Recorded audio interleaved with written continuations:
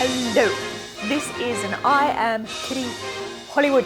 Now today's review is of a movie that seems to embody strength and honour, and it's so deep in the popular culture that it's hard to believe 56 years ago it was a bit of a flop. It's 1960s United Artists release The Magnificent Seven. It's produced by Walter Mirisch and Lou Morheim. It's produced and directed by John Sturges. The cinematography is by Charles Lang Jr. The score is by Elmer Bernstein.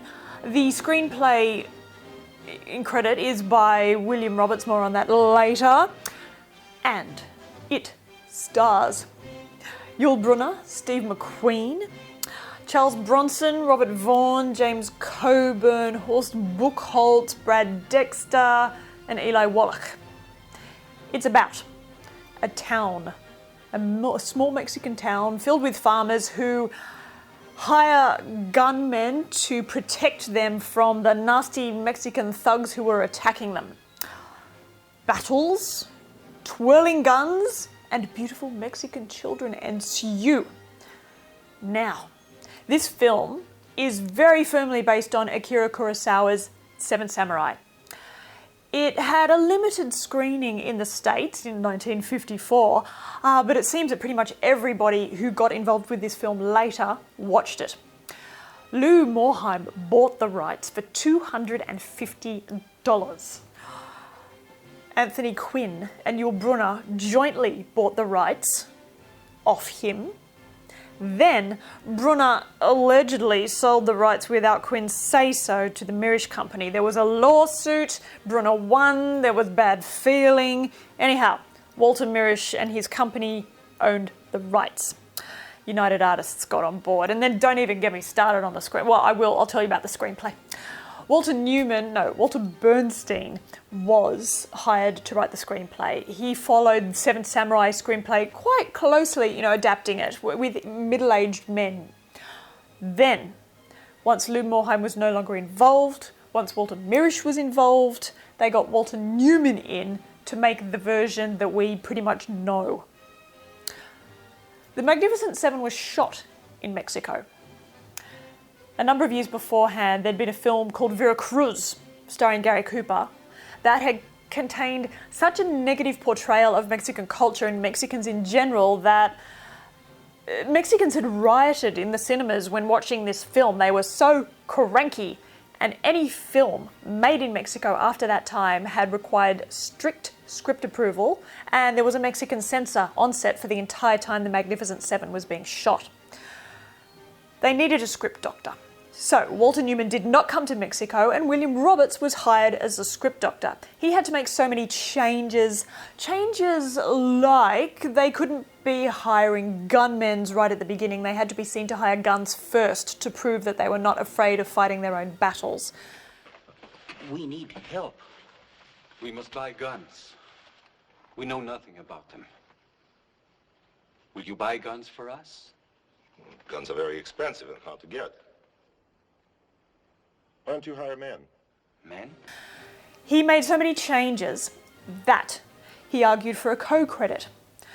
The Screenwriting Guild of America backed him up. Walter Newman was so cranky about this that he said, "I don't want my name on the film at all." As a result, William Roberts has the credit for writing this film. Interestingly, one of the other things that the Mexican censor had a problem with was the fact that the farmers' white clothing appeared to be dirty. Oh, no, they had to have clean clothing. The clothing had been deliberately dirtied because they were farmers, but anyhow, that's why they look so sparkly in the film. Now, apparently United Artists didn't particularly care who was cast in the film as long as Yul Brynner was starring in it. So, Steve McQueen, not particularly well known, but apparently he did orchestrate a car crash to get out of the TV show that he was filming at the time so he could make this film. Robert Vaughan and James Coburn, really just starting out. Robert Vaughan was a bit more famous anyhow. Brad Dexter, not famous. Charles Bronson, not particularly famous. Horst Buchholz, who's he? Eli Wallach was a well-established Broadway stage actor. So he was He and Brynner were probably the most famous between them. Anyway, stories abound of the off-screen rivalry and the machismo that surrounded the making of this film, and I don't know how much of that is true. But there is a very, very good story about the first day of shooting.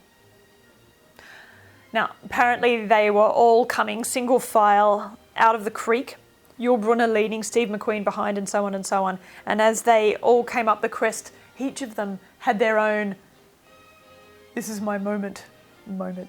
But when film was going through the camera, Steve swung out of the saddle with his hat, scooped up water from the stream, and doused it on himself. Next, I think, was Charlie Bronson, who unbuttoned his shirt, stretched, turned his bandana around. Then came Brad Dexter, who did 3 acts of Hamlet. And poor Yul didn't know what was going on behind him while everybody was trying to stake their ground into, this is going to be my picture, and I have 6 supporting cast. And John Sturges apparently looked at his assistant director. This is going to be a long movie, kind of a look. Anyway, they kept going. Yul Brynner apparently did get so sick of Steve McQueen's business, his constant upstaging, his working in the background with his hat, or, you know, working with his gun, or whatever, that he said to him, if you don't stop this, I am going to take off my hat and no one will look at you for the rest of the picture. It would appear that Steve McQueen maybe toned down the upstaging a little bit because Yul Brynner has his hat on for pretty much the entire film. But anyway, Eli Wallach, when he came out there, was adopted by his gang. They took him riding every morning. When it came to giving him his props, the prop director didn't give them to Eli Wallach. Who knew? The gang took his props. The gang inspected his props. They inspected his horse. They checked his saddle. They checked his everything. He was their Calvera.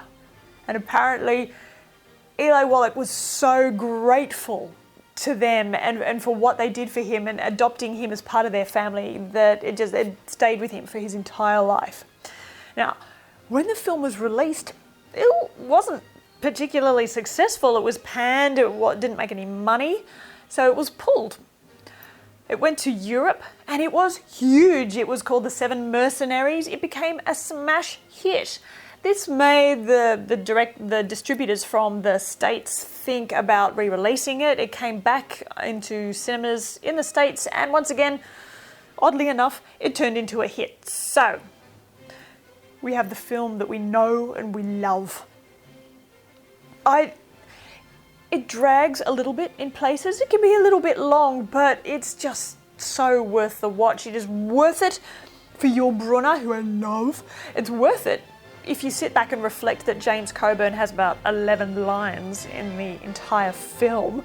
It's worth it for the score, which you cannot stop humming in a good way. It's worth it because this film gave us The Three Amigos and A Bug's Life. It's just watch it. The Magnificent Seven, 10 out of 10.